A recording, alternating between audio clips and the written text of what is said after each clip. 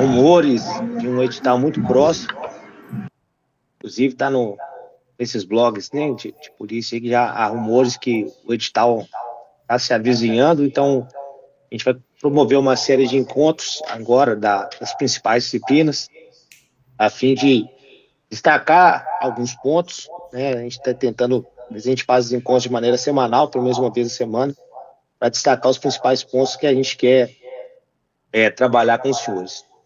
E hoje, dentro da disciplina de Direito Penal, temos aí, para mim, que sem dúvida é a matéria mais importante dentro da disciplina de Direito Penal, que é a teoria do crime.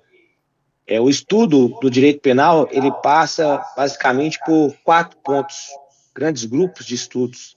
A gente tem o primeiro ponto, que a gente trata da teoria da norma penal, em que nós estudamos ali os princípios penais e a aplicação da lei penal no tempo, a aplicação da lei penal no espaço, conflito aparente de normas, lei penal em relação às pessoas, né, as imunidades parlamentares, diplomáticas. Então, isso tudo é tratado na teoria da norma. Basicamente, dentro do Código Penal, a gente dedica os 12 primeiros artigos do Código à teoria da norma.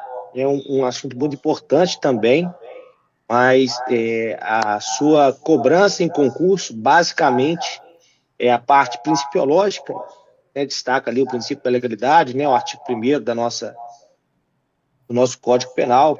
Aí temos as questões de abolício crimes, novatio lese melius, retroatividade da lei penal. Isso tudo é tratado também na teoria da norma. E o que mais cai nessa temática seria a aplicação da lei penal no espaço, as hipóteses de extraterritorialidade. Então, artigo 7º, vocês que estão aí, se quiserem já deixar decorado, né, grifado aí o artigo 7º em teoria da norma, vocês já podem colocar aí que é um artigo que tem muita cobrança em prova, principalmente as hipóteses de extraterritorialidade condicionada.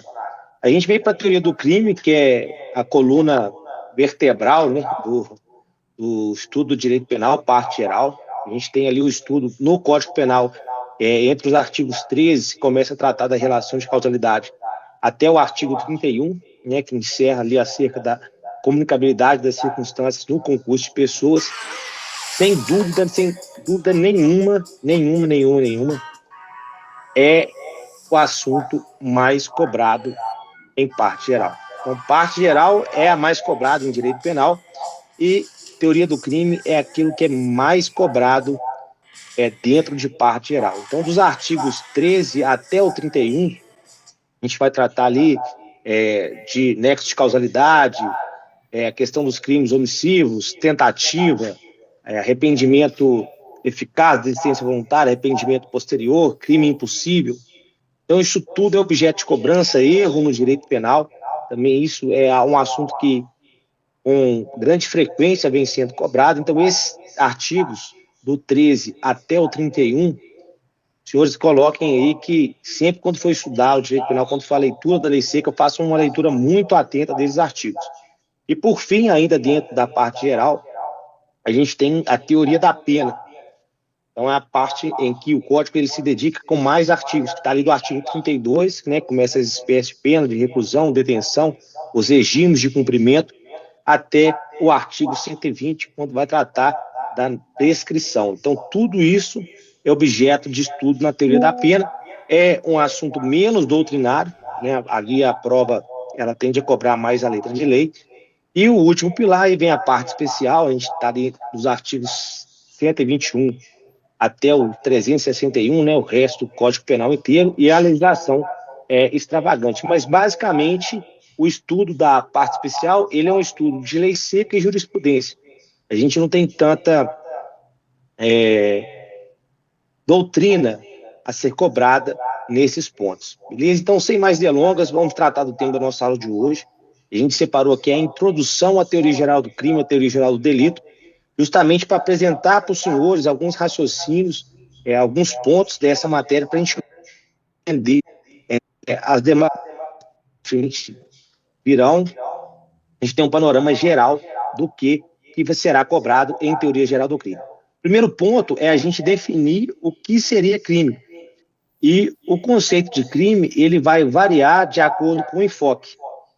Então, se a gente passar a uma perspectiva formal, uma infração penal seria tudo aquilo que está rotulado como uma lei penal incriminadora sob ameaça de pena. Então, quando o enfoque formal, a infração penal, ela será tudo aquilo que a lei rotular como infração penal. Então, o artigo 121, por exemplo, ele define o crime de homicídio. O artigo 157, o crime de roubo. Então, tudo que está ali rotulado, aquelas condutas previstas na lei sobre o enfoque formal são consideradas infrações penais. No conceito material, a infração penal seria o próprio comportamento praticado na realidade, causador de relevante e intolerável lesão ou perigo de lesão ao bem jurídico tutelado, passível de sanção penal. Aqui nesse conceito material, a gente vê que já não é mais o enfoque daquilo que a lei penal determina, e sim é o comportamento praticado pelo sujeito ativo. É importante destacar nesse conceito que fala-se na causação de relevante e intolerável lesão ou perigo de lesão ao bem jurídico. Aqui se tem, hoje, no direito penal moderno, o princípio da insignificância como um método de interpretação restritiva do tipo penal. O que isso quer dizer? Que se não houver lesão ou perigo de lesão ao bem jurídico tutelado pela norma, não haverá crime, porque a insignificância, vocês bem sabem, afastará a tipicidade material do fato típico. Okay? Então, por fim, o último conceito, o conceito analítico, que é o que interessa para a teoria do delito, seria o crime formado em seus 3 substratos, como fato típico, ilícito e culpável. Esses são os 3 substratos adotados pela teoria majoritária, que é a teoria tripartite. Aqui no Brasil, a gente tem uma teoria encabeçada aí pelo professor René Aldotti e também pelo saudoso professor Damaso Jesus, a teoria bipartite. E, segundo eles, o crime seria apenas um fato típico e ilícito, sendo a culpabilidade um mero pressuposto para a aplicação da pena. Mas essa teoria não vingou no Brasil. Na verdade, a gente tem ali o que a gente chama também de finalismo dissidente, mas é uma pequena parcela da doutrina que entende o crime apenas como fato típico e ilícito. Prevalece hoje a grande parte da doutrina e também na jurisprudência consolidada nos tribunais, que o crime é formado por 3 substratos: fato típico, ilícito e culpável. Então, aqui a gente tem a estrutura da infração penal. Apesar de a gente falar muito de estrutura do crime, a gente vai tratar logo em seguida a respeito das diferenças entre crime e contravenção. Então, a infração penal aqui seria o nosso gênero, dos quais são as espécies, o crime e a contravenção penal. Então, nós veremos que entre eles não há diferença, que a gente fala diferença ontológica do ser. Então, a prática de um crime e contravenção, ela é a mesma. O que diferencia um em relação ao outro é o valor dado pelo legislador àquela conduta, sendo que os crimes são classificados como as condutas mais graves e as contravenções penais as condutas menos graves. E ambos têm a mesma estrutura. Aí o fato típico, que é formado por 4 elementos, a gente vai ter a conduta, o nexo causal, o resultado. Tá dando para ver mais ou menos. Minha letra é muito feia, tá, gente? Se tiver qualquer dúvida aí, pode interromper, tá ok? E a tipicidade. Hoje, né, como a gente adota ainda de forma majoritária o finalismo, a gente ainda tem algumas teorias funcionalistas, mas isso não é muito objeto de cobrança do CFO. A gente tem esses 4 elementos no fato típico. A ilicitude, rapidamente, é um conceito, seria ali uma relação de contrariedade da conduta praticada com o ordenamento jurídico. Então, ali a gente teria algumas hipóteses em que o próprio ordenamento jurídico permitiria a prática daquela conduta. Ali a gente tem as causas de exclusão da licitude, ou também chamadas de justificantes, que a gente vai estudar também. Temos o estado de necessidade, a legítima defesa, o estrito cumprimento do dever legal e o exercício regular de direito. Também colocar um asterisco aqui, uma causa supralegal de exclusão da ilicitude é o consentimento do ofendido. Lembrando, senhores, tomar muito cuidado que se o consentimento estiver dentro do tipo penal, então se o dissenso for algo que caracteriza a tipicidade, o consentimento excluirá a tipicidade e não a ilicitude. A exemplo do que ocorre no delito do artigo 213, o delito de estupro. Então, se a vítima consente com a prática do ato sexual, ali haverá a exclusão da própria tipicidade do crime e não da ilicitude, ok? Aí vamos para o último substrato, que é a culpabilidade, que é um juízo de reprovação exercido sobre o agente do fato, e aí ela é formada por 3 elementos. A gente tem ali a imputabilidade, temos a potencial consciência da ilicitude e a exigibilidade de conduta diversa. Então, seriam esses os 3 elementos da culpabilidade. Então, o panorama geral da infração penal seria esse. Então, como eu disse, a infração penal é um gênero da qual pode ser subdividida em crime ou delito e contravenção penal. Lembrando que aqui a gente adota a teoria dicotômica. Então, infração do gênero, crime e delito são sinônimos, e contravenção penal também a gente tem alguns sinônimos que podem ser cobrados dos senhores. A contravenção penal é chamada também de crime anão, tem essa expressão, crime anão, crime liliputiano, quem já viu aquele filme esqueci o nome, todo mundo era pequenininho, ele vai no de Lilliput. Alguém lembra desse filme aí? Da fábrica de chocolates, né? Lá do Willy Wonka, aquela coisa lá, né? Eu lembro que é aquele que toca a escola de rock, esqueci o nome do filme, né? O Fantástico Mundo de Lilliput, e também Crime Vagabundo. Então, essas são algumas expressões relacionadas à contravenção penal. Beleza? Só que aí, senhores, a gente tem um ponto aqui, uma doutrina encabeçada pelo já saudoso professor Luiz Flávio Gomes a respeito do artigo 28 da Lei de Drogas. Por quê? Quando a gente, mais para frente, a gente vai ver, a Lei de Introdução ao Código Penal, ela traz alguns conceitos do que seria crime e o que seria contravenção. E, basicamente, de acordo com a Lei de Introdução, o que diferenciaria o crime da contravenção penal seria a espécie de pena prevista, enquanto que no crime a gente teria a pena privativa de liberdade de reclusão ou detenção, cumulada ou não com multa, e no caso das contravenções a gente tem a pena privativa de liberdade de prisão simples, cumulada ou não com multa. Só que lá no artigo 28 da Lei de Drogas, a gente tem algo que foi considerado pelo STJ e pelo professor Luiz Flávio Gomes uma espécie de infração penal sui generis. Por quê? O artigo 28 ele é menos que uma contravenção penal.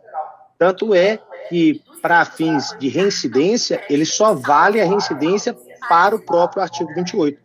Então, aquele que é condenado pelo crime do artigo 28, né, o porte de drogas para consumo, ele só gera reincidência específica para o artigo 28. Então, se, por exemplo, ele é condenado pelo artigo 28, mas depois pratica um furto, em relação a esse furto, ele será considerado primário, porque o artigo 28 não gera reincidência para outros crimes.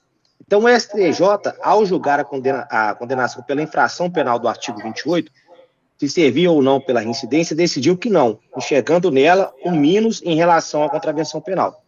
Então, de acordo com a Corte Cidadã, o artigo 28 da Lei de Drogas não é crime nem contravenção, é menos que uma contravenção.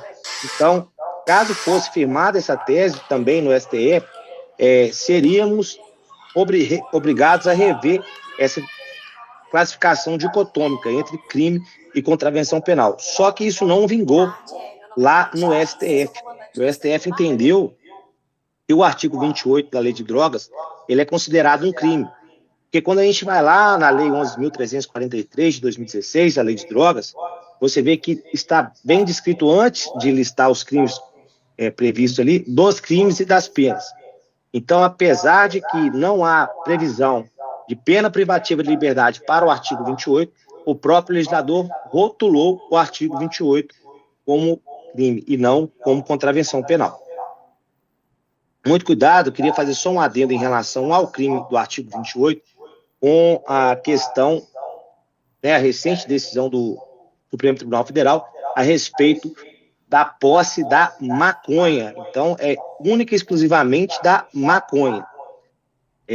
Quando o sujeito for pego ali até com 40 gramas ou 6 plantas firmes, há uma presunção relativa de que esse porte trata-se para uso próprio, ok? Lembrando que isso pode ceder como prova em contrário. Então, não quer dizer que se o sujeito for pego com uma certa quantidade de drogas, que foi 40 gramas, de acordo com o STF, ele será considerado usuário sempre.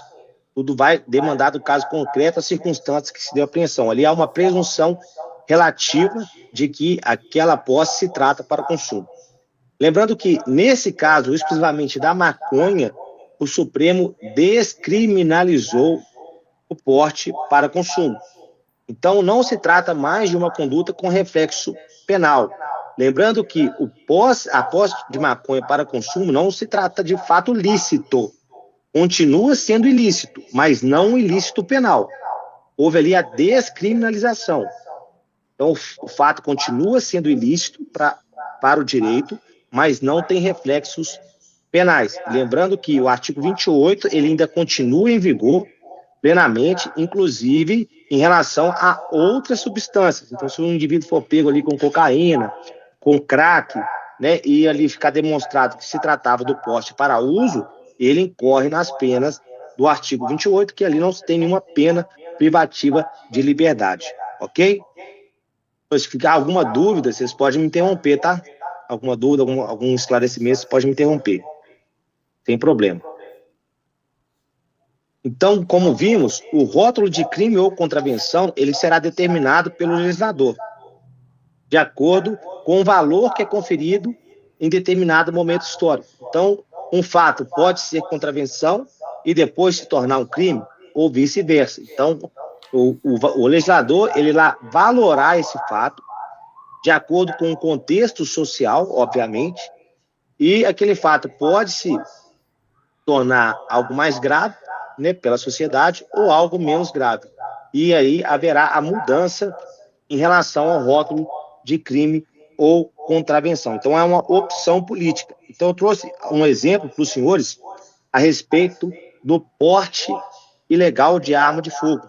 Até 1997, era considerada apenas uma contravenção penal. Depois disso, foi elevado em 2003, com o Estatuto do Desarmamento, a uma figura autônoma, um crime previsto lá no Estatuto do Desarmamento, inclusive, em alguns casos, sendo até inafiançável, o que foi derrubado pelo Supremo, a questão da inafiançável, fugiu a palavra, o fato de ser inafiançável. Mas, com o pacote anticrime, nós tivemos, inclusive, algumas figuras lá no Estatuto do Desarmamento, em que foram alçadas ao crime hediondo. Então, aqueles crimes mais graves em que há as consequências jurídicas, principalmente da questão de progressão de regime, elas são mais rígidas. Então, o mesmo fato, ele foi considerado contravenção, depois foi considerado crime e, em algumas hipóteses, até mesmo crime hediondo. Então, de acordo com a opção do legislador e a valoração dada pela sociedade, aquele fato ele pode ser rotulado como crime ou contravenção. Lembrando que, no plano ontológico, no mundo dos fatos, são fatos que não têm diferença, e sim apenas a questão de valor dado pelo legislador a respeito desses fatos, ok? Agora vamos lá tratar das diferenças dos crimes e das contravenções. Primeiro, em relação à pena privativa de liberdade. Enquanto que, para os crimes, a gente tem as penas de reclusão e detenção, que aí poderão ser, no caso da reclusão, o regime inicial ser cumprido em regime fechado, enquanto que a detenção, apesar de não ser possível o regime inicial fechado é possível, o regime fechado através da regressão de pena. Então o sujeito começa a cumprir, aí ele comete uma falta grave, né? Um crime é penado com detenção. Ele pode regredir para o regime fechado. No caso das contravenções penais, a gente tem a pena de prisão simples, que é cumprida sem os rigores penitenciários. E no caso da prisão simples, nem o regime inicial, nem mesmo a regressão é possível ao regime fechado. Aí vamos fazer uma indagação.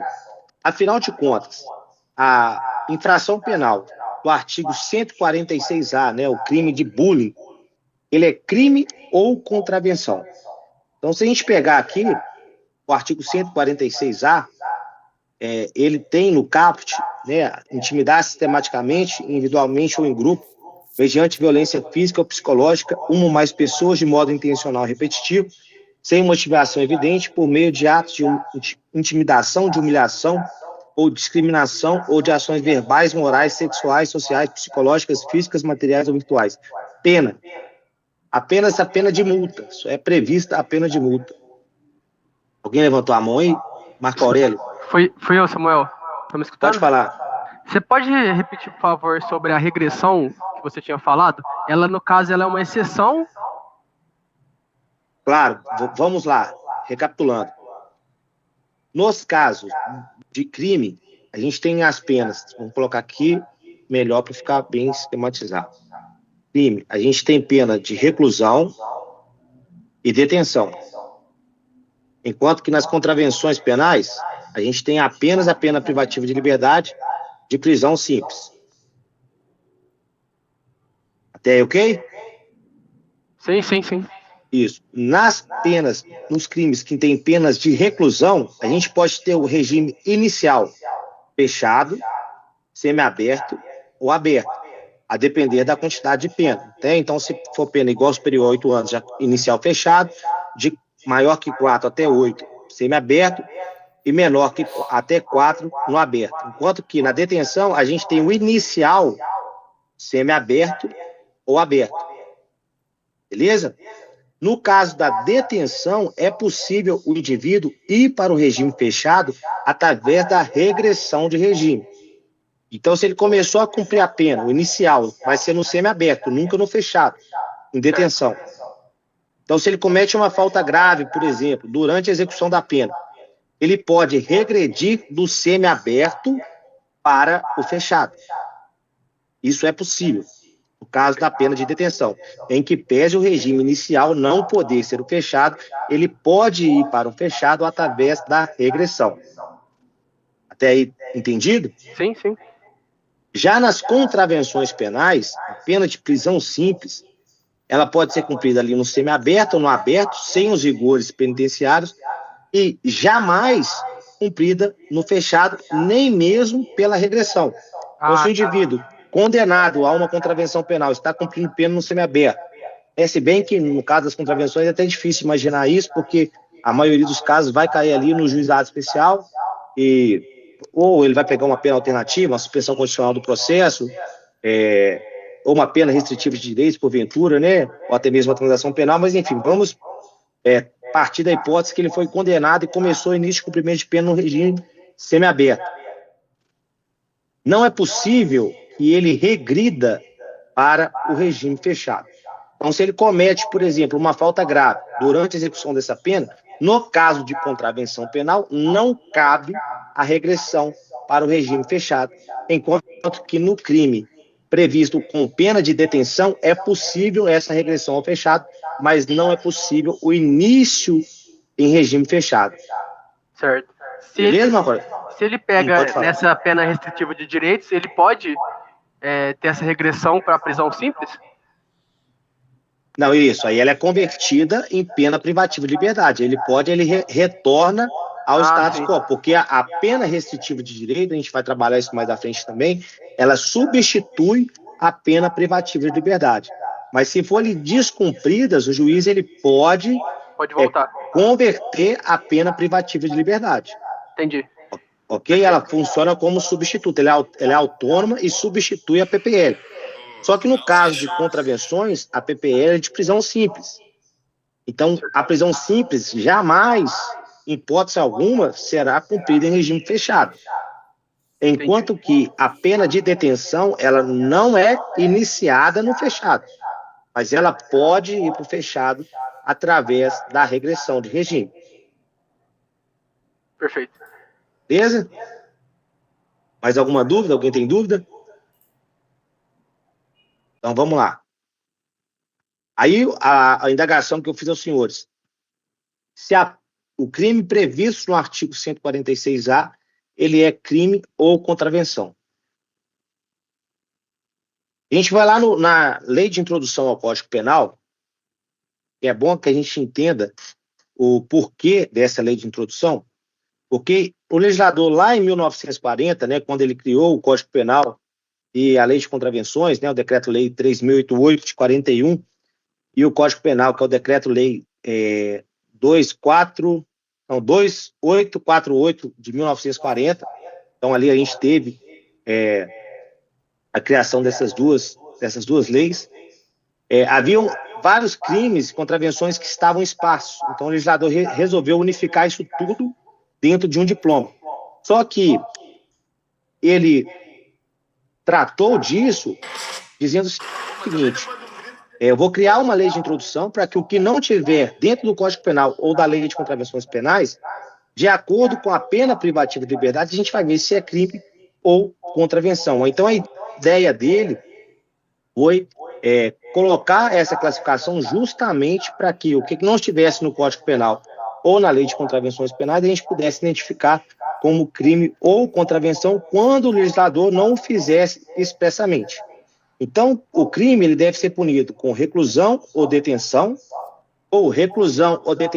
e multa, ou reclusão ou detenção ou multa. Já a contravenção penal, ela deve ser prisão simples, multa, prisão simples e multa. Então, a multa, de forma isolada, a gente só vai ter lá nas contravenções penais. Pois bem, então o legislador trouxe lá o artigo 146 e previu apenas a pena de multa. Mas quando a gente analisa por que ele fez isso, se foi uma opção feliz ou não, ele acabou introduzindo, né, o bullying no Código Penal e não na Lei de Contravenções Penais. Então, como eu disse para vocês, essa, né, posição do legislador, ela pode ser até infeliz, porque gera esse tipo de dúvida, mas ela não é ilegítima. Então, o fato do bullying estar previsto no Código Penal, ainda que haja simplesmente a pena de multa, não retira o caráter de crime, não se trata ali de uma contravenção penal. Inclusive, quando a gente vai ver o parágrafo único, a gente tem ali uma infração penal com a pena qualificada de 2 a 4 anos. Então, não há qualquer compatibilidade de que o caput seja considerado uma contravenção penal, enquanto que o parágrafo único, que seria uma forma qualificada daquela infração, seja considerado crime. Então, em que pese haver apenas a menção da pena de multa no preceito secundário, não há como colocar o crime de bullying sobre a etiqueta de uma contravenção penal. Ok? Então, como eu disse, né, a questão da lei de introdução ao Código Penal, ela se preocupou com os tipos penais previstos fora do Código Penal de contravenções penais. Então, sempre que o legislador não etiquetar a infração penal, aí a gente pode se valer dessa classificação. É importante também, né, a gente tratou do artigo 28, o artigo 28 também não prevê pena privativa de liberdade. Então, a gente tem ali outras penas alternativas. E ainda assim, o STF considerou o artigo 28 como crime. Inclusive, se a gente for lá na lei de drogas, está lá dos crimes e das penas. Então, tem todos os crimes ali, são considerados crimes e não contravenções, em que pese não haver pena privativa de liberdade. E na própria Constituição também, eu gosto de citar aqui, que ela dispõe lá no artigo 5º, né, o inciso 46, que a lei regulará a individualização da pena e adotará, dentre outras. Então, a gente vê aqui a pena de multa também prevista para os crimes e as contravenções. Outro ponto, a gente não pode esquecer a reincidência em crimes e contravenções. Isso pega muito candidato em concurso. A gente vai fazer um esqueminha aqui e a gente não vai esquecer mais. Então, sempre que o anterior for maior ou igual, a gente vai ter reincidência. Se o anterior for menor, não teremos reincidência. Então, o crime é mais grave. Então, o crime é maior. Então, crime mais crime. Lembrando que a reincidência, senhores, ela opera depois do trânsito em julgado. Então, eu tenho uma condenação com trânsito em julgado e pratico um outro fato criminoso. Lembrando que aí também temos aquela questão do período depurador, mas isso é assunto para uma outra aula. Mas se eu tenho um crime e um outro crime, então eu pratico outro crime. Já foi condenado aqui, pratico um outro crime, a reincidência.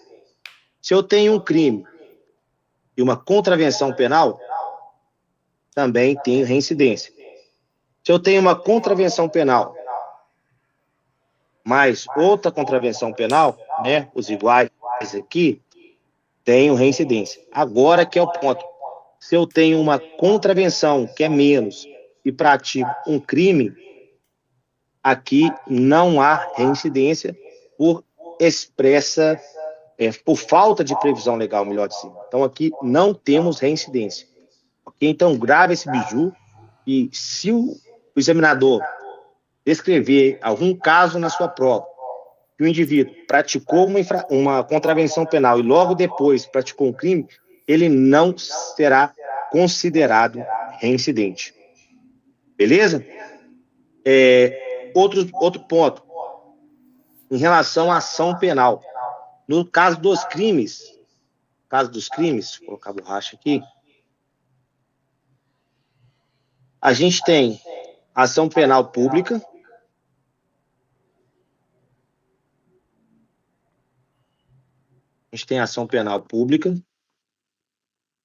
ela pode ser incondicionada, é a regra, e a condicionada.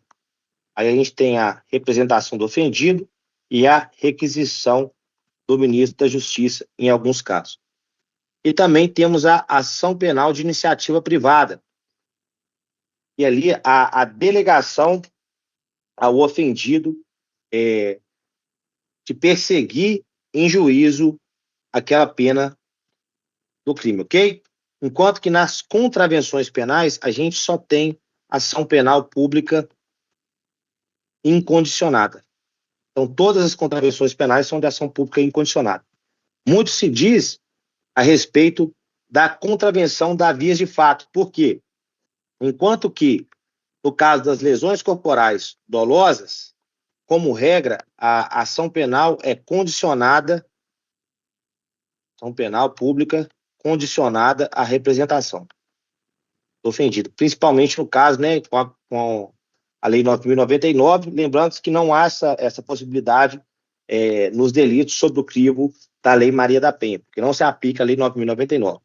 Enquanto que a via de fato, que é menos grave, será de ação penal pública incondicionada. Então, muita gente chegou a questionar a parte da doutrina, falou, mas espera aí, a ação penal nas lesões corporais, que é um crime mais grave, é condicionada à representação, enquanto que as vias de fato é incondicionada.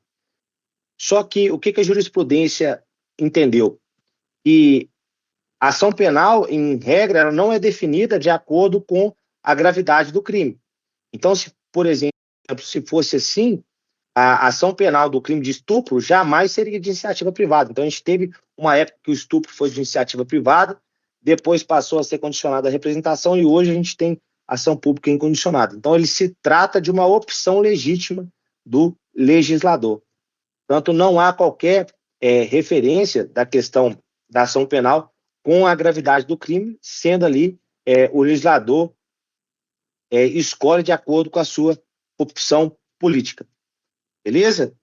Outro ponto, a diferença na questão da tentativa, né? Aqui está a admissibilidade, mas o menor seria a punibilidade da tentativa.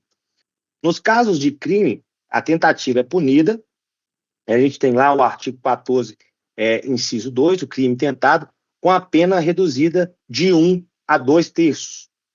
Enquanto que, nas contravenções penais, a tentativa de contravenção, apesar de, no plano fático, ela ser permitida, ela não é punida juridicamente. Então, a tentativa de contravenção, ela não encontra punição pela lei de contravenções penais. Então, a tentativa, nesse caso, repito, ela não será punida, em que pese no plano fático ela ser possível, ok? Então, quando os senhores se depararem com uma questão desse tipo, prestem bastante atenção no comando da questão, que fala assim, ó, as contravenções não admitem tentativa.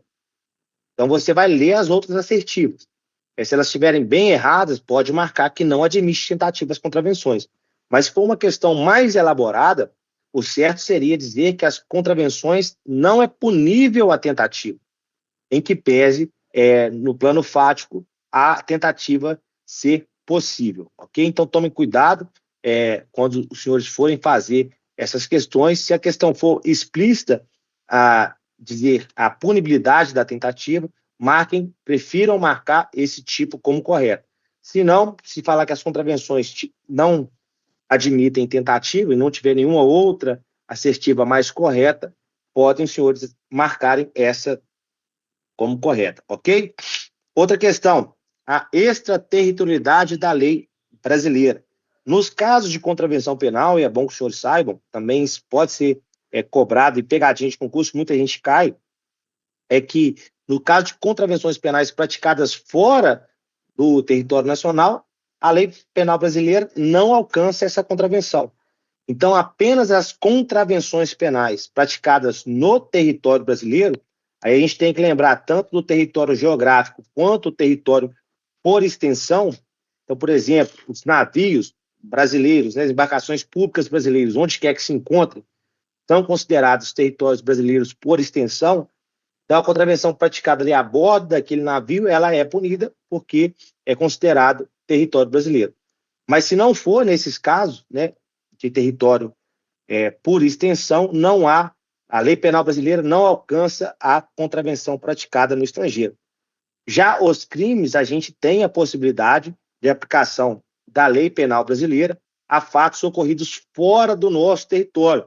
Lembrando que a gente tem 3 espécies de extraterritorialidade da lei penal.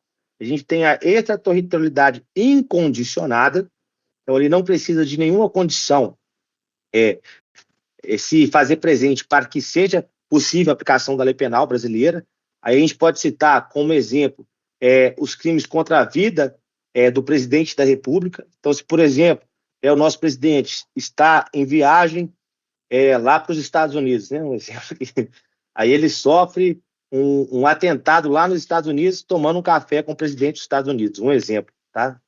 E esse fato, ele vai ser, melhor dizendo, aplicável à lei penal brasileira, ok? A gente tem as hipóteses de extraterritorialidade condicionada, então a gente tem algumas condições ali previstas no parágrafo 2º do artigo 7º, e temos ali a hipercondicionada, que é uma hipótese de crime praticado contra brasileiro fora do Brasil, então é uma hipótese muito excepcional. Então ali a gente tem que ter o pedido do ministro da Justiça. Então, assim, é bom que os senhores leiam lá o artigo 7º todinho para saber dessas condições, ok?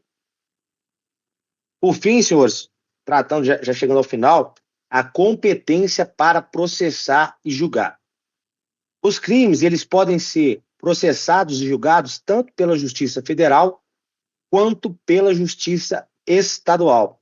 Então, de acordo se houver ou não o interesse da União. Então, lá no artigo 109, a gente tem algumas hipóteses em que haverá competência da Justiça Federal para julgar crimes. Então, basicamente, a maioria dos casos é quando houver interesse da União. Então, vamos colocar um exemplo aqui, um crime contra a vida daqueles auditores fiscais do Ministério do Trabalho, que estavam ali lá em Unai, exercendo suas atividades de fiscalização e foram vítimas de um homicídio. Então, óbvio que ali há o interesse da União em apurar e responsabilizar aqueles agentes que praticaram um delito contra agentes federais no exercício da sua função. Já as contravenções penais, elas, não vou dizer jamais, né? Já ia falar, elas não serão, como regra, de competência da Justiça Federal, porque lá no artigo 109, inciso 4, fala que compete aos juízes federais processar e julgar os crimes políticos e as infrações penais praticadas em detrimento de bens, serviços ou interesses da União, de suas autarquias ou empresas públicas. Lembrando, então, aqui os crimes cometidos em face de sociedade de economia mista federal. Então, por exemplo, o Conto Branco do Brasil não será de competência da Justiça Federal, excluídas as contravenções e ressalvadas a competência da Justiça Militar e da Justiça Eleitoral. Então, a própria Constituição ela exclui as contravenções penais da competência da Justiça Federal. Mas aí, aqui, né, no nosso preparatório, aqui no Essencial, a gente coloca a cereja do bolo, porque a gente tem uma hipótese em que a Justiça Federal julgará contravenções penais. Aí você pode perguntar, então seria a hipótese de conexão ou continência? Não. Porque se a gente for lá no Código de Processo Penal, a gente vê que, nesses casos, haveria ali a separação de processos. Mas a gente tem uma hipótese que a contravenção penal será julgada na Justiça Federal. Quando o contraventor, então, ou seja, o sujeito ativo da contravenção penal, for pessoa com foro por prerrogativa de função na Justiça Federal. Então, o juiz federal, um procurador da República que comete uma contravenção penal, nesse caso, ainda que não esteja relacionado ali ao exercício da sua função, lembrando que contra magistrados e membros do Ministério Público, o Supremo, quando foi tratado o foro, né, e algumas, ele não tratou especificamente desses casos, mas as decisões do STF, do próprio Supremo, têm entendido que, independentemente se estão relacionadas ou não à função, membros da magistratura e do Ministério Público responderão de acordo com o seu foro. Então, se o juiz federal ou um procurador da República comete uma contravenção penal, ele será julgado no respectivo Tribunal Regional Federal. Lembrando que no primeiro grau, então, para deixar bem claro, não haverá julgamento de contravenções. No primeiro grau, então, o juiz federal de primeiro grau, ali a primeira instância, ele não julgará contravenções, mas será possível a Justiça Federal julgar contravenções dos detentores de foro na Justiça Federal. Basicamente ali nos tribunais regionais federais. Ok? Quanto aos limites da pena, nos casos de crime, a gente teve uma alteração com o pacote anticrime, né? Ele modificou o artigo 75, então o limite da pena para os crimes é de até 40 anos. Antes era 30, hoje é 40 anos. Então a pena máxima, a gente já tem um exemplo, né? O crime do artigo 121A, o crime de feminicídio, ele tem a pena prevista de 20 a 40 anos. Enquanto que as contravenções penais, ela terá um limite máximo de 5 anos da pena privativa de liberdade. Então, ela não pode suplantar 5 anos, ok? Então, senhores, era basicamente isso que eu queria trazer nesse nosso primeiro bate-papo relacionado ali à introdução à teoria do crime. Iremos ter outros encontros, a gente vai tratar desses assuntos principais, a gente vai estudar muito a questão dos elementos do fato típico, crime omissivo, crime comissivo, crime doloso, crime culposo. Isso é algo que realmente a gente vê que tem uma tendência de cobrança no CFO. Ficou alguma dúvida de alguns senhores, alguma coisa que queiram apontar, alguma crítica, sugestão, a gente está aberto aí, vocês têm a palavra.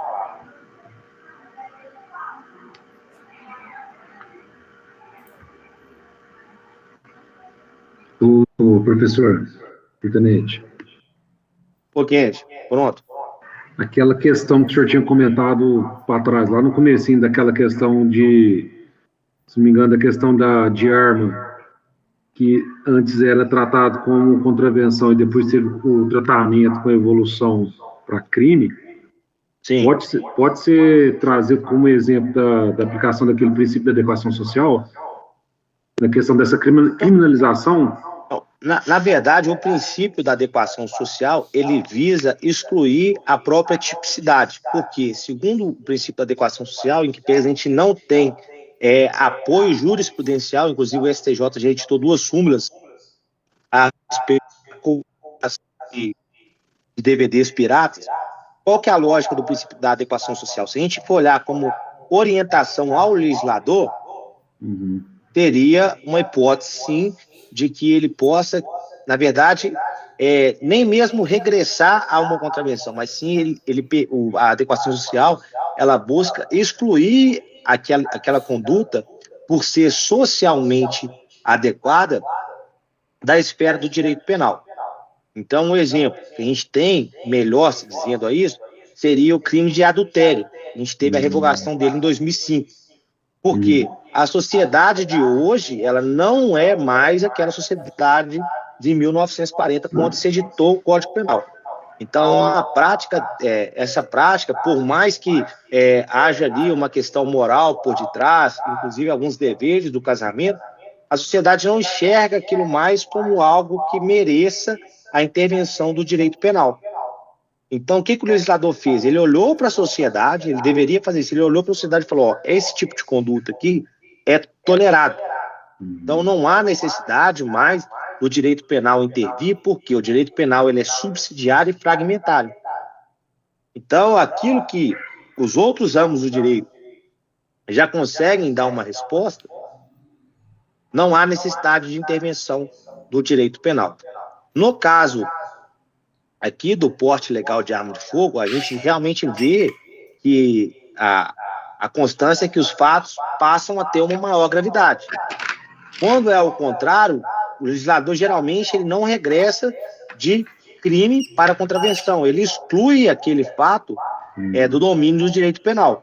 O que não quer dizer que ele não possa tratar algo como crime e depois como contravenção.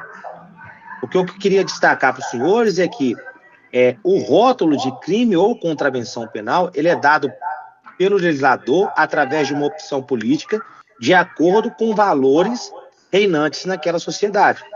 Então, o porte legal de armas, ele passou, lógico, aí a gente viu, por exemplo, no governo anterior, a gente teve uma maior abertura para a questão de armas. Certo? Então, poderia ali haver a exclusão de alguma figura criminosa, enfim, mas não foi o que o legislador quis. Mas a gente teve isso, porque determinado governo via com bons olhos a questão do armamento da população, enquanto que outros podem enxergar isso como algo um pouco mais perigoso, vamos dizer assim. Então, isso que eu quero destacar é que o rótulo de crime ou contravenção é dado pelo legislador de acordo com uma opção política dele. Porque as contravenções e os crimes não encontram diferenças de práticas, vamos dizer assim. No mundo real, a prática de um crime ou contravenção é a mesma. Então, o sujeito que pratica uma via de fato, ele pratica uma lesão corporal da mesma forma. Então, o fato observado ele é o mesmo. O que diferencia é o valor que se dá àquele fato. Os fatos mais graves são rotulados como crime, enquanto que os fatos menos graves são rotulados como contravenção. E um fato que hoje tem pouca gravidade, amanhã ele pode ter uma gravidade maior, e vice-versa, de acordo com a mudança social. Não entendi. Marco Aurélio, levantou a mão? Samuel, nessa linha de raciocínio, ter a posse irregular da arma, então ela deve ser tratada mais como uma infração sui generis do que como um crime, mais de natureza mais administrativa do que penal? Não, a posse ilegal de arma, né, que aquela posse intramuros, ela deve ser tratada como crime. A gente, inclusive, encontra essa figura lá no artigo 12, né? Isso. O que acontece pode estar pensando na questão do registro vencido. E nesse caso não teria crime, e mera infração administrativa. Então o sim. sujeito ele tem a posse, mas o registro ele está vencido. Eu fiquei Aí é uma irregularidade. pensando dele ter a posse da arma, mas ela não trazer risco à coletividade nesse sentido.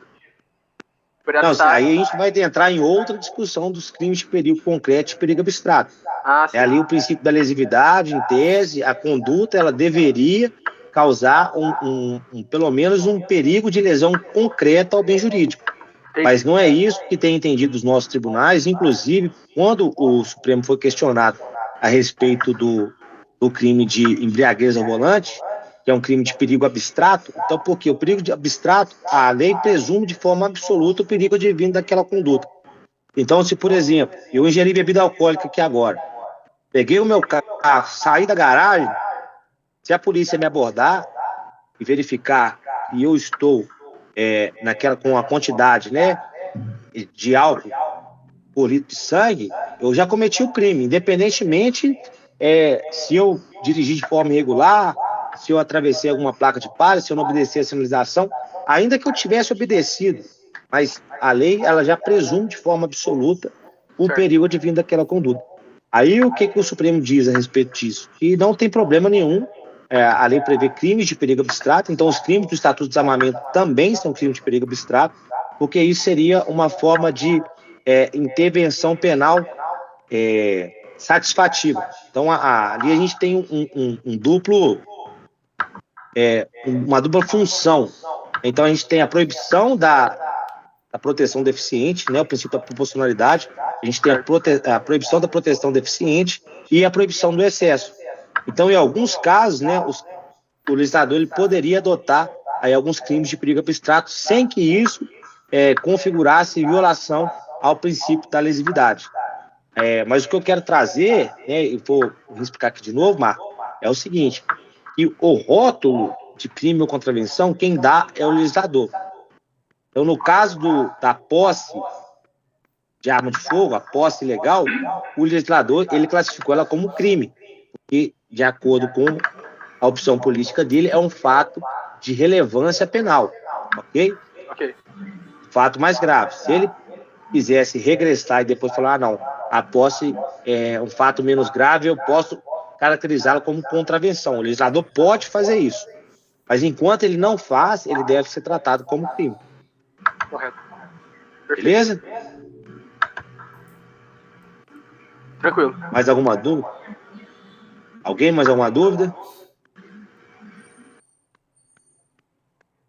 Cipriano? Tá ok? Eu acho que... Top. Eu anotei algumas coisas aqui para ter vamos dizer assim, né, um resumo final aí pro pessoal, né? Vamos lá. A tentativa em contravenção penal, ela é punível ou não? Alguém para responder aí. Vamos lá, fiz algumas perguntas aí pro pessoal dar uma fixada. Não é punível, senhor. Previsão expressa. Boa, Kenneth. Boa. A contravenção de vias de fato, ela exige representação? De fato, não. E qual que é a ação penal dela? Então a ação penal dela é... Pública incondicionada por ser contravenção. Boa. O bullying, né? Bom. Modificação recente, o bullying. Ele é contravenção ou é crime? Apesar da bizarrice legislativa, em tese teria que ser contravenção, mas está previsto como crime, né? Isso, o Cleiton respondeu também, crime. Muito bom. Boa. Deixa eu ver mais algumas perguntas que eu fiz aqui. O STF, ele descriminalizou o porte de todas as drogas ou apenas da maconha? Apenas a maconha. As 40 gramas. Isso. Aquela questão que o senhor tinha falado seis plantas fêmeas? Como que é? Isso. Vou falar, uma presunção relativa. Vamos explicar isso depois, a gente vai fazer um encontro só para isso, a respeito desse julgado. É o seguinte: se o indivíduo for ali, preso, não ter preso não, apreendido, né, com 40 gramas ou 6 plantas fêmeas, há uma presunção relativa de que aquele porte se tratava para uso pessoal. Mas quer dizer que essa presunção é relativa porque ela cede em prova em contrário. O indivíduo foi pego ali numa boca de fumo, a droga, apesar dessa quantidade, a droga estava fracionada, ele foi apreendido com dinheiro trocado. Então, isso tudo indica que, apesar da quantidade, Balança de precisão também, às vezes. Isso, a droga se destinava à mercancia. Por quê? Justamente colocou essa presunção relativa, porque senão a gente nunca ia prender um traficante com mais de 40 gramas. Então, a gente evitaria ali o tráfico de formiguinha. Então, isso está claro. No interior, né? Principalmente no interior. No interior ia acabar o tráfico. Então, eu posso ser preso por tráfico de drogas com uma porção de maconha, uma bucha, né, como a gente costuma dizer, no dia a dia policial? Sim, é possível, desde que ali evidencie a questão da comercialização das drogas. Mas ali a presunção é de que o indivíduo é usuário, ok? Então, por isso, caberá ali às autoridades policiais demonstrar que aquela conduta se destinava, aquela droga se destinava à comercialização, ok? Aí o que acontece? O Supremo, no caso da maconha, então o Supremo ele retirou o caráter criminoso do fato. O que isso quer dizer? Que a posse de maconha para uso pessoal não é mais crime. Não é mais crime. O que não quer dizer que a posse de maconha para uso pessoal é um fato ilícito. Óbvio que não. Continua sendo ilícito. Só que não vai sofrer as consequências penais e será tratado como ilícito administrativo. Tanto né, os senhores aí, os que já são policiais, que em breve serão oficiais aí da Gloriosa, quando os senhores apreenderem alguém com droga, não é que você vai liberar o sujeito com a droga, não. Você vai liberar ele, vai fazer os procedimentos ali, mas a droga será apreendida. A droga será apreendida. Não quer dizer que eu possa aí chegar, fumar meu baseado, né, em plena luz, apesar de que hoje, né, infelizmente está assim, mas não quer dizer que eu não possa sofrer nenhum tipo de abordagem, etc e tal. Óbvio que não. Mas na cabeça do senso comum, senhor, eles acham que após essa decisão desse jeito? Mas por quê? Eles não entendem essas questões, né, porque o cara não vai ficar preso, como já não fica. Sim. O artigo 28, ele não prevê pena privativa de liberdade. Então, a posse de drogas para consumo, o indivíduo não vai ficar preso, né? Jamais ficará preso. Pode ser multireincidente, ele jamais ficará preso. O máximo ali, uma prestação de serviço para a comunidade. Mas não quer dizer que aquele fato é um fato lícito. Ele não vai ficar preso, mas porque o senso comum tem a ideia de que crime é aquilo que leva à prisão, e o que não leva à prisão não é crime. Então, se o indivíduo ficar preso ali, efetivamente preso, não deu em nada, esse é o senso comum, né? Mas nós, como operadores aí do direito, e fazendo ali uma análise técnica, a gente sabe que não, que o indivíduo ali fica, inclusive, com anotações em sua ficha. Sim. Isso pode prejudicar amanhã a prestar um concurso, até mesmo a vaga de emprego, enfim.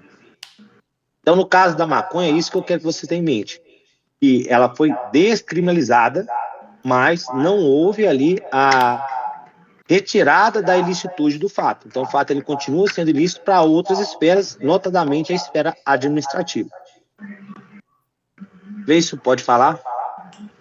Ô Samuel, a respeito da residência que você comentou um pouco antes aí, eu fiquei com uma dúvida. Ela se configura, mesmo a pessoa tendo cometido vários tipos penais diferentes, por exemplo, a gente tem o roubo, depois vai e comete o furto, ou aí ela vai ficar especificamente se cometer o furto junto com outro, posteriormente um outro furto?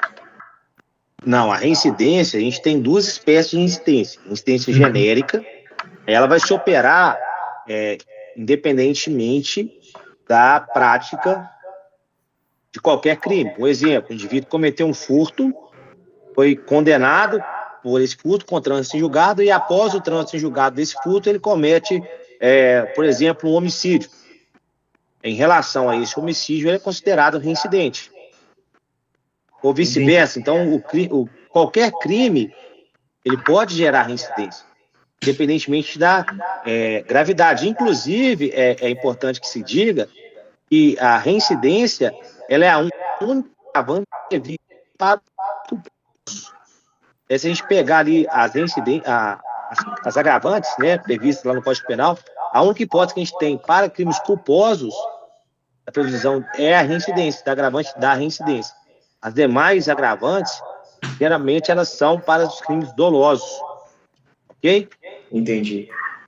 Então, a reincidência é possível, independentemente. O que não ocorre, né, o que eu queria que os senhores guardassem é que, se o indivíduo ele pratica uma contravenção penal e após a condenação dessa contravenção penal, ele pratica um crime, em relação a esse crime, ele será considerado primário. Então, vamos exemplificar para ficar bem claro. Hoje, eu cometi uma contravenção de vias de fato. Fui processado, fui julgado, fui condenado, a condenação transitou em julgado. Amanhã, eu pratico um crime de furto.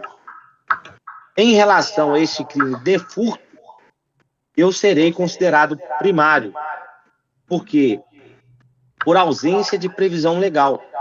Quando a gente vai tratar da reincidência, lá no Código Penal, ela fala expressamente em crime, não fala em contravenção. E a lei de contravenções penais só fala em contravenção ou crime.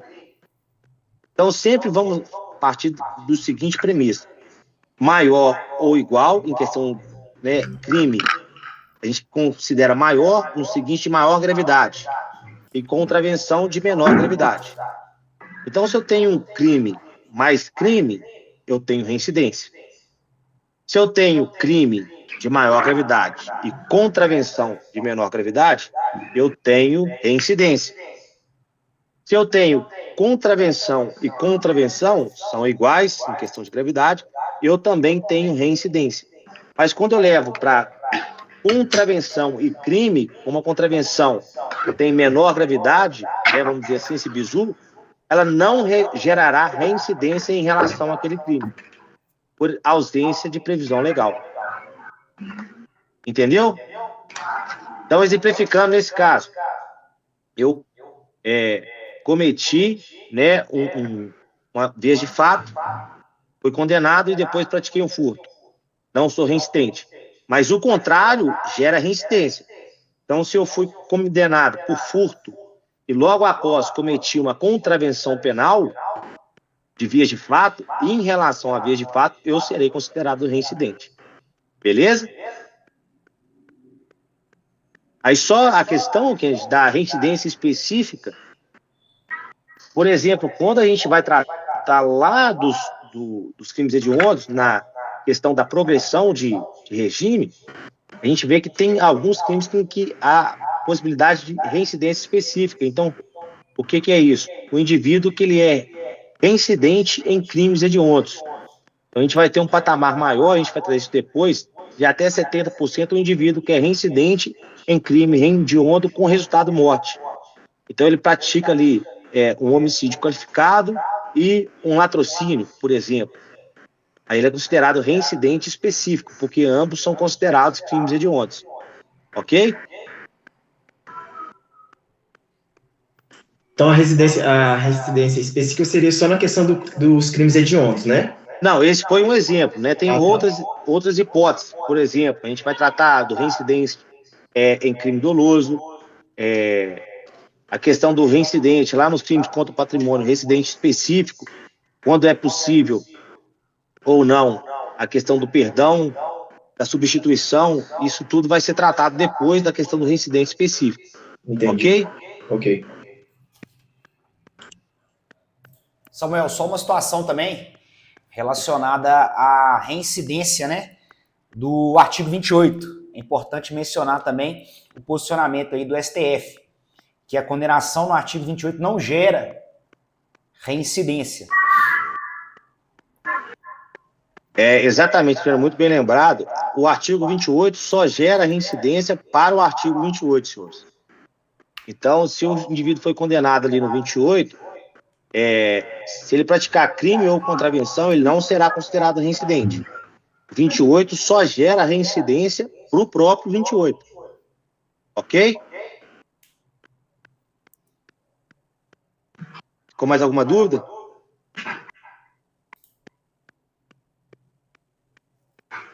Mais alguém? Alguma dúvida? Nada. Então é isso, senhores. Muito proveitoso, eu acho, o nosso encontro aí. Deu para dar uma ideia, né, um panorama como a gente vai tratar dos nossos próximos temas. Agora é hora de dedicar um pouco mais, né? Eu sei que vocês estão se dedicando, cumprindo bem as metas, e a gente está acompanhando. Esse motivo de muita alegria para a gente também, e a evolução dos senhores. E o edital se avizinha. Ele perguntou qual vai ser o próximo tema. Se você seguir essa temática, no próximo a gente vai tratar basicamente do fato típico. A gente vai começar uma aula mais longa. Hoje foi só uma introdução. A gente vai tratar do primeiro substrato do crime, fato típico. A gente vai tratar de tudo ali, né, de forma mais rápida, mas porque é muita coisa, mas a gente vai pegar as questões das teorias da conduta, que é bom falar para os senhores entenderem, crimes omissivos também, que é um ponto que eu acho muito importante tratar, nexo de causalidade e tipicidade. E serão os próximos temas sendo tratados por nós nessa nossa levada aí de teoria do crime. Aí depois a gente termina também, na verdade termina não, continua, né? Tratando de erro no direito penal. A gente confunde demais essa questão do erro de tipo essencial, erro de tipo acidental, as questões do erro de proibição também, erro de proibição indireta, erro de proibição direta. Então, isso tudo a gente vai tratar nessas aulas que nós vamos fazer, nesses encontros semanais, a respeito aí de teoria do crime. A gente vai vendo os temas também, se os senhores tiverem algum tema para sugerir, queiram que a gente trate aqui, seja de direito constitucional, direito administrativo, processo penal, direito penal, que a gente faz um bate-papo aqui para esclarecer as dúvidas, ok?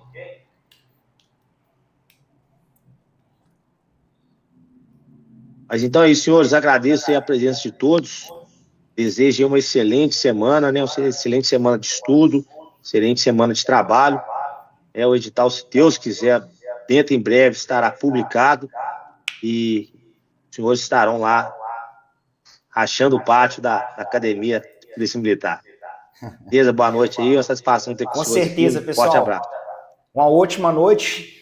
E essa aula está gravada, eventualmente também, se vocês não puderem comparecer nas próximas, a gente já vai colocar lá disponível para vocês na plataforma, tanto essa quanto as demais aulas, né, as próximas que a gente for tendo, a gente sempre vai colocar. Então não se preocupe se eventualmente você estiver trabalhando no dia, tiver algum compromisso, que você não consiga comparecer ao vivo. É claro que as dúvidas, né, ficam um pouco prejudicadas, a gente vai tentar mandar sempre antes os slides também, que às vezes vocês têm alguma dúvida lendo, a gente responde aqui, quando vocês forem visualizar a aula posteriormente, vocês já têm essa dúvida até sanada, beleza?